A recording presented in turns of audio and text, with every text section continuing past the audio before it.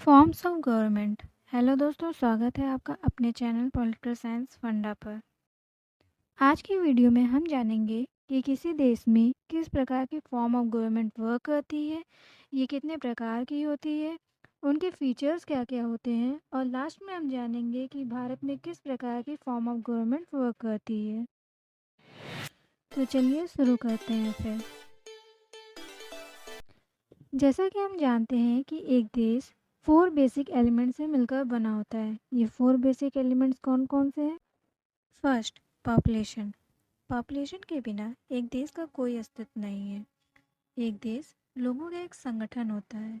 Population can be more और less but it has to be there. जैसे कि अगर स्मॉल पॉपुलेशन स्टेट का एग्जांपल लें तो Switzerland and Canada, and large population state का एग्जांपल लें as we know India and China.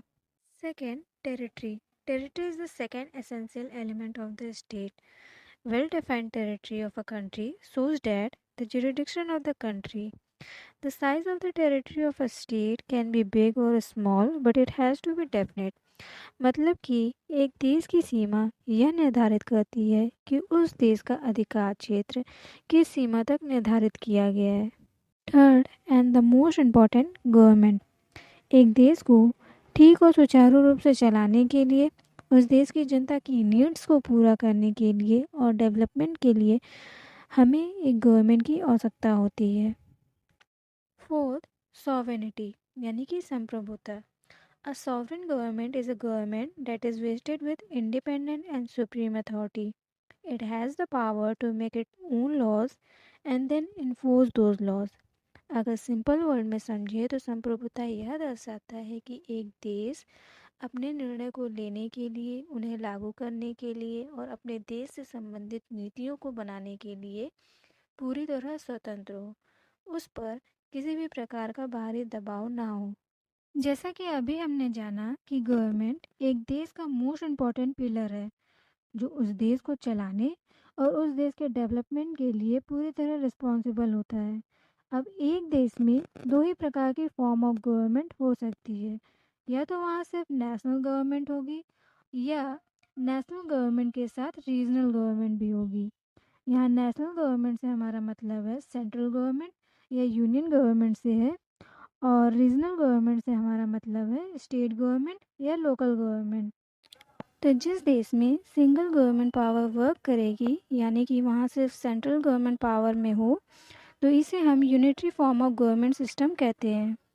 इस गवर्नमेंट सिस्टम में सेंट्रल गवर्नमेंट सुप्रीम होती है, मतलब कि जितनी भी ruling, administrative and decision making powers होगी वो सेंट्रल गवर्नमेंट के पास होगी। अगर सेंट्रल गवर्नमेंट चाहे तो सिर्फ एडमिनिस्ट्रेटिव कन्वीनियंस के लिए ही रीजनल गवर्नमेंट को बना सकती है, उन्हें पावर्स दे सकती है, बट ये कम्प्लीटली डिपेंड करता है सेंट्रल गवर्नमेंट पर। सेंट्रल गवर्नमेंट जब चाहे इन रीजनल गवर्नमेंट को ख़त्म कर सकती है, इन गवर्नमेंट से पावर छीन सकती है, क्योंकि कॉन्स्टिट्यूशन द्वारा सिर्फ सेंट्रल गवर्नमेंट को कॉन्स्टिट्यूशनल स्टेटस प्राप्त है, रीजनल गवर्नमेंट को नहीं। आज के समय में बहुत सी ऐसी कंट्रीज़ है जहां यूनिटरी गवर्नमेंट सिस्टम को अपनाया गया है, जैसे China, Afghanistan, Saudi Arabia, Italy and so on are the most important example of unitary countries. अब हम जानेंगे कि यूनिटरी गवर्नमेंट सिस्टम के फीचर्स क्या क्या होते हैं। फर्स्ट, कंसंट्रेशन ऑफ पावर्स यानी कि शक्ति का केंद्रीकरण। जैसा कि हम जानते हैं इस गवर्नमेंट सिस्टम में एक सिंगल गवर्नमेंट होती है, यानी कि सेंट्रल गवर्नमेंट होती है, और जितनी भी एडमिनिस्ट्रेटिव पावर्स होती हैं वो सेंटर के पास ही होती हैं। तो बेसिकली इस सिस्टम में पावर का कंसंट्रेशन होता है, यानी कि डिवीज़न नहीं होता पावर्स का। Second, single government. Unitary government system में सिंगल गवर्नमेंट होती है, यहाँ एक सिंगल सुप्रीम लेजिस्लेटिव होती है, सिंगल एग्जीक्यूटिव बॉडी होती है और सिंगल सुप्रीम जुडिशरी होती है। जैसे कि एग्जांपल लें इंग्लैंड का, तो वहाँ पार्लियामेंट के रूप में लेजिस्लेटिव है, एग्जीक्यूटिव के रूप में वहाँ के किंग हैं, और जुडिशरी के रूप में वहाँ के हाउस ऑफ लॉर्ड्स है। थर्ड, रिटन और अनरिटन कॉन्स्टिट्यूशन। इस सिस्टम में कॉन्स्टिट्यूशन में be written and may not have written constitution. जैसे कि एग्जांपल ले इंग्लैंड और फ्रांस का, तो ये दोनों ही यूनिटरी स्टेट हैं, but France has written constitution but England has none. Fourth, rigid and flexible constitution.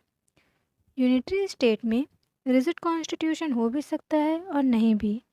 अब क्योंकि इस सिस्टम में सारी पावर्स सेंट्रल के पास होती हैं, तो चाहे वहाँ फ्लेक्सिबल कॉन्स्टिट्यूशन हो या रिजिड, कोई फ़र्क नहीं पड़ता।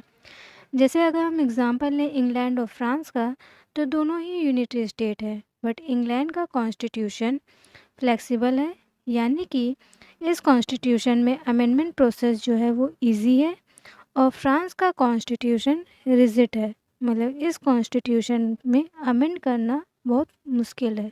Fifth, no special judiciary. इस सिस्टम में सुप्रीम जुडिशरी की कोई नीड नहीं होती, क्योंकि इस सिस्टम में यूनियन गवर्नमेंट ही सुप्रीम होती है। जैसे यूके का हाईएस्ट कोर्ट भी वहाँ की पार्लियामेंट से पास लॉज पर जजमेंट सिटिंग नहीं कर सकता है। अब हम जानेंगे सेकंड फॉर्म ऑफ गवर्नमेंट, जो कि है फेडरल गवर्नमेंट सिस्टम। तो federal government system unitary government system के अपोजिट होती है, जहाँ यूनिटरी गवर्नमेंट सिस्टम में सेंट्रल गवर्नमेंट सुप्रीम होती है, बट वहीं फेडरल गवर्नमेंट सिस्टम कॉम्बिनेशन है नेशनल गवर्नमेंट और स्टेट गवर्नमेंट का। मतलब कि यहाँ एक two set of political system है, जिसमें पहला नेशनल गवर्नमेंट और दूसरा स्टेट गवर्नमेंट है। और इस गवर्नमेंट सिस्टम में दोनों गवर्नमेंट को इक्वल पावर्स प्राप्त होती है। कॉन्स्टिट्यूशन द्वारा जितनी पावर सेंटर को दी गई है, उतनी ही पावर स्टेट्स को भी दी गई हैं। बेसिकली इस सिस्टम में पावर्स का डिवीज़न होता है, सेंट्रलाइजेशन नहीं। अब हम फेडरल गवर्नमेंट सिस्टम के फीचर्स देख लेते हैं कि इसके फीचर्स क्या क्या होते हैं। First, division of power. इस सिस्टम में जो एडमिनिस्ट्रेशन पावर्स होती हैं वो सेंटर और स्टेट गवर्नमेंट के बीच डिवाइड होती हैं। Second, separate government. इस सिस्टम में सेंट्रल और रीजनल लेवल पर अलग अलग गवर्नमेंट्स होती हैं, मतलब पूरे देश को चलाने के लिए नेशनल गवर्नमेंट और स्टेट लेवल पर गवर्नमेंट को चलाने के लिए regional government. Third, written constitution. A federal government system must have written constitution, क्योंकि इस सिस्टम में नेशनल और स्टेट गवर्नमेंट की पार्टनरशिप होती है, इसलिए क्लियर पावर्स डिवीज़न के लिए रिटन कॉन्स्टिट्यूशन होना ज़रूरी है। Fourth, rigid constitution. The constitution of a federation state should be more और less rigid, but constitution rigid ही होता है। ऐसा इसलिए क्योंकि अगर फ्लेक्सिबल कॉन्स्टिट्यूशन होगा तो अमेंडमेंट प्रोसेस ईजी होगी, तब central government easily state government की पावर्स को कर्टेल कर सकती है, इसलिए इस सिस्टम में रिजिड कॉन्स्टिट्यूशन अपनाया गया है। Fifth, supreme special judiciary. अब क्योंकि फेडरल सिस्टम में नेशनल गवर्नमेंट और स्टेट गवर्नमेंट साथ वर्क करती है, तो जाहिर सी बात है कि उनके बीच किसी मैटर्स को लेकर डिस्प्यूट अराइज हो सकता है, या स्टेट गवर्नमेंट के अदर स्टेट गवर्नमेंट के साथ भी किसी मैटर पर डिस्प्यूट अराइज हो सकता है। तो इसलिए इस डिस्प्यूट को ख़त्म करने के लिए एक इम्पार्शियल सुप्रीम जुडिशरी का होना आवश्यक है। तो अब हमने यूनिटरी गवर्नमेंट सिस्टम और फेडरल गवर्नमेंट सिस्टम दोनों के बारे में जान लिया। अब हम जानते हैं कि भारत में कौन सी फॉर्म ऑफ गवर्नमेंट वर्क करती है, यूनिटरी की फेडरल। तो जैसा कि हम जानते हैं, भारत में सेंट्रल गवर्नमेंट और स्टेट गवर्नमेंट दोनों साथ वर्क करती हैं, और भारतीय संविधान के 7th शेड्यूल द्वारा इन दोनों के बीच पावर का क्लियरली डिवीज़न किया गया है।